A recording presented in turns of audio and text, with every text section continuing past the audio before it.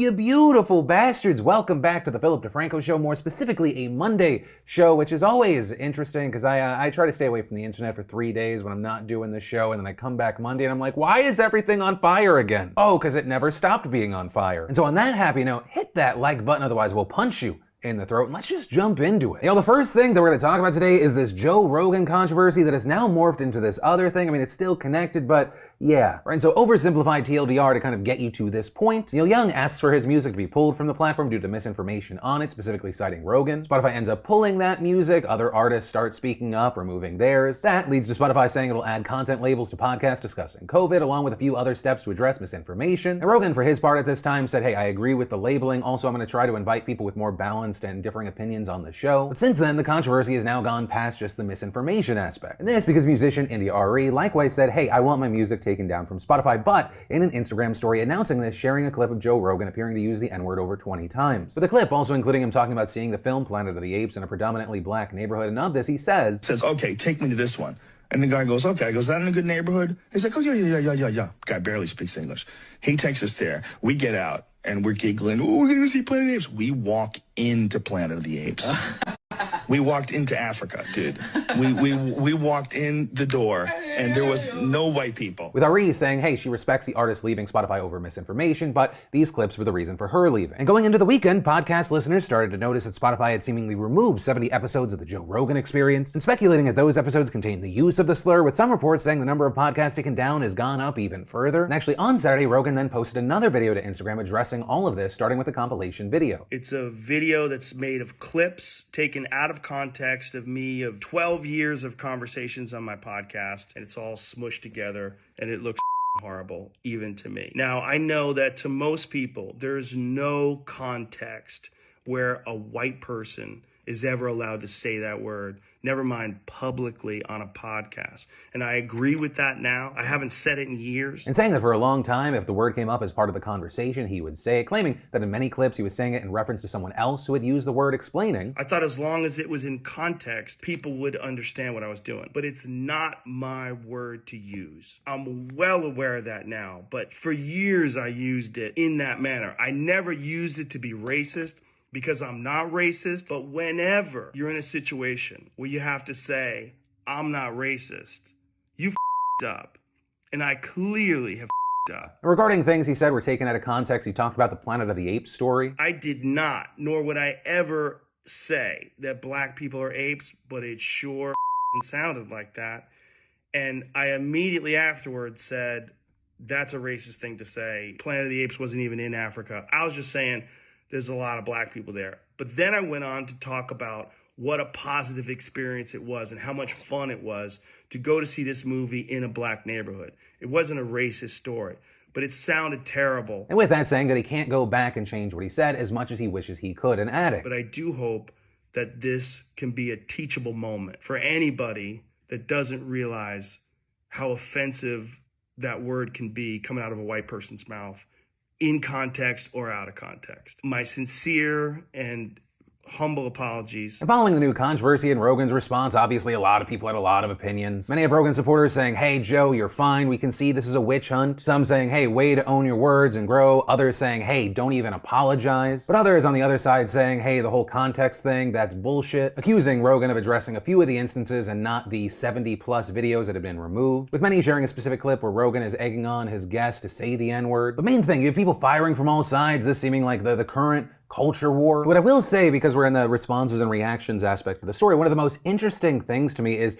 really the only person that seems to be 100% bulletproof in this story is Joe Rogan. Like everyone else of a certain size seemingly has something to lose, and people have been getting hit left and right. For example, I think Spotify is kind of fucked no matter what they do. Right? You already have a ton of people saying, hey, Spotify doesn't support free speech, they're removing Joe's episodes, though I'll note something there in a second. The main thing there, let's say they actually did deplatform Joe Rogan. I mean, that reaction's only going to be amplified. And Rogan, Rogan, I imagine, would still get paid out from his contract because he's of such a massive size. I imagine he has no like morality clause in his contract. Like, I'm just a fraction of his size and I even get that removed from contracts when people propose it. And then he could just move to another platform, whether it be a mainstream one or something like a Rumble, and probably still make crazy money. In fact, just this morning, Rumble CEO published an offer to Joe saying, how about you bring all your shows to Rumble, both old and new, with no censorship for $100 million over 4 years. And then on the other end, if they keep him on the platform, right, because they gave him $100 million, people are gonna say, hey, that's Spotify endorsing that language. They're endorsing the misinformation. They're endorsing insert blank. And so for me, that's why it was so interesting to see Spotify CEO Daniel Ek try to navigate this situation, sending out a memo to employees addressing the controversy and, yes, confirming that episodes of the Joe Rogan Experience have been taken down, but saying that this was actually Rogan and his team's decision after they had a conversation. Saying, among other things, there are no words I can say to adequately convey how deeply sorry I am for the way the Joe Rogan Experience controversy continues to impact each of you. Not only are some of Joe Rogan's comments incredibly hurtful, I want to make clear that they do not represent the values of this company. And adding, while I strongly condemn what Joe has said and I agree with his decision to remove past episodes from our platform, I realize some will want more. But then making one point very clear, I do not believe that silencing Joe is the answer. We should have clear lines around content and take action when they are crossed, but canceling voices is a slippery slope. He then hits on a criticism but then really doesn't land on a response, saying another criticism that I continue to hear from many of you is that it's not just about the Joe Rogan Experience on Spotify, it comes down to our direct relationship with him. And so with that saying, if we believe in having an open platform as a core value of the company, then we must also believe in elevating all types of creators, including those from underrepresented communities and a diversity of backgrounds. And with that saying, I am committing an incremental investment of $100 million for the licensing, development, and marketing of music, artists, and songwriters, and audio content from historically marginalized groups. Right, so while not saying it, seemingly trying to match the $100 million that Joe Rogan reportedly is getting. But also, that is not where this story ends, because like I said, I think the only person that is 100% bulletproof in this story is Joe Rogan. For example, you had Dwayne Johnson, right, The Rock, plastered all over social media, right, drawing backlash previously because he was supporting Joe Rogan, a lot of people saying, wow, Rock, really? But then after the video circulated with Joe Rogan saying the N-word, he kind of walked that back, saying on Twitter, I was not aware of his N-word use prior to my comments, but now I've become educated to his complete narrative. Learning moment for me. With him also issuing some individual apologies, but then from that, people dug up old videos from his time in the WWE saying anti-trans things, anti-Asian things. People also taking swings at Howard Stern, who has spoken out about Joe Rogan, sharing a bunch. There was really no shortage of offensive Howard Stern content, including when he did blackface. Though Stern has also hit back on this, saying, I've evolved since then, I've grown as a person. But then on the other side, you had people taking hits like Whitney Cummings and Andrew Yang. Whitney tweeting, comedians did not sign up to be your hero. It's our job to be irreverent and dangerous, to question authority and take you through a spooky mental haunted house so you can arrive at your own conclusions. And so with that, you had tons of people pushing back, saying things like, the quote, it's a comedian's job to say whatever we want crew sometimes seems to forget that it's the audience's job to tell the comedian when what they have said sucks. And as far as Andrew Yang, he tweeted and then deleted, I don't think Joe Rogan is a racist. The man interacts with and works with black people literally all of the time. And do I know black friends of Joe's who would swear by him? Yes, I do. With people hitting Yang there saying this is just a slightly different version of the I can't be racist, I have a black friend argument. But Yang, after deleting those tweets, posting a thread, but it starts with the main point. I like to believe the best of people, especially if I've met and spent time with that person. Sometimes it makes me miss something. I think we should have the capacity to forgive people, whether a podcaster or a mayor, if they mess up. Maybe it's because I mess up too. And oh my God, we finally made it through the story. So one, I'd love to know your thoughts on any and all aspects of this story. I know that we talked about a lot that has happened, but also two, I will say it's gonna be very interesting to see how long this situation continues. And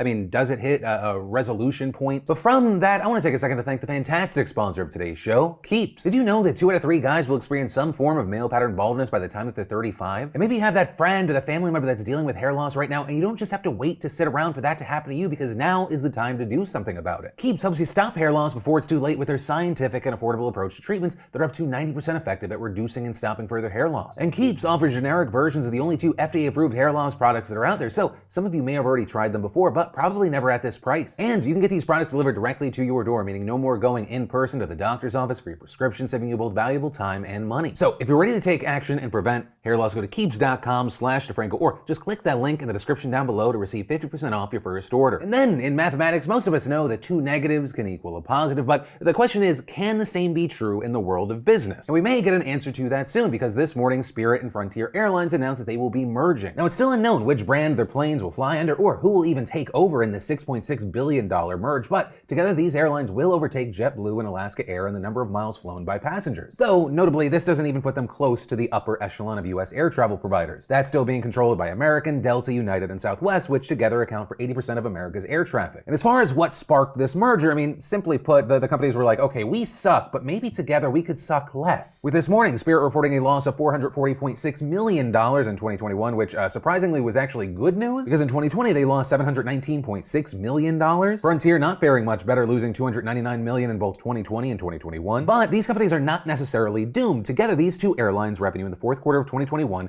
was down just 2% from their final 3 months of 2019, pre-pandemic levels. But will this be enough? Because once again, they know they suck, with both of these airlines ranking among the worst to fly with and are known to nickel and dime customers for everything, completely offsetting their low fares. Which is why it wasn't a surprise that we saw tweets like, breaking, Frontier and Spirit to merge. Passengers will be responsible for executing the merger. And Frontier and Spirit are merging, giving fans twice the options to be stranded in an airport. Plus, there are concerns that there's a chance that this will be blocked by federal antitrust regulators, with the Biden administration having just blocked a merger between American and JetBlue. Although once again, Spirit and Frontier are a fraction of the size American is. Then, as far as updates regarding Russia and Ukraine, you have the US military now estimating that a Russian invasion of Ukraine could cause 50,000 Ukrainian casualties, 5 million refugees, and that Kyiv would fall within 2 days. And those estimates coming as 83 Russian battalion tactical groups are on the Ukrainian border, with reportedly 14 more on the way. Also, according to the Latvian defense minister, Russian troops on the border are allegedly suffering from poor conditions and a large COVID outbreak, which for some experts is concerning because if true, they say this could likely force Putin's hand on deciding whether to back down or invade. And actually, on that note, reportedly the US has intercepted communications from Russian officials expressing worry that an invasion would be far costlier and far more difficult than Putin believes. And all of this happening seemingly as Russia is going to have this show of force. Right? Russia usually holds its nuclear exercises in the fall, but they're now holding them this month, likely to coincide with their potential invasion, or at least the threat